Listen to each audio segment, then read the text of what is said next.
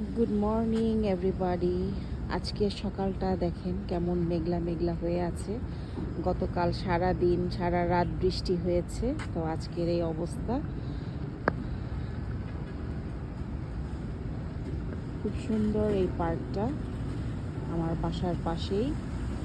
তো একটু হাঁটতে বের হয়েছি। খুবই সুন্দর একটা পরিবেশ, ভালো লাগছে। আর একটা ক্লাউডি ভাব, যেহেতু গতকাল সারা দিন সারা রাত বৃষ্টি হয়েছে, সব কিছু একটু ভিজা ভিজা লাগছে। বাট পরিবেশটা খুবই সুন্দর আছে। আর আজকে থেকেই হালকা হালকা শীত পড়া শুরু হয়েছে, সামার শেষ। তো এই শীতটা থাকবে আগামী এপ্রিল পর্যন্ত। তারপরে আস্তে আস্তে আবারও হালকা হালকা করে গরম পড়বে। আমাদের 9 মাস হচ্ছে শীতের ভিতরে আমরা থাকি, আর 3 মাস সামারের গরমের যে আনন্দ, সে আনন্দ নিয়ে থাকি।